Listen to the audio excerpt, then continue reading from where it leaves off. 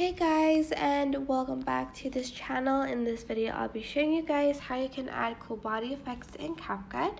Go to effects and go and select body effects, and make sure you have a clear video for the best results. There's trending, body, headwear, surroundings, decorations, hands and motions, and also image. I think I'm going to go with the body one, and I'm just going to choose this angel one and select the check mark button. You can also add more to the video by pressing body effects again. I'm just going to go to surroundings and add the maybe the heart one, like so. And that's pretty much it. I hope this tutorial was helpful for you guys.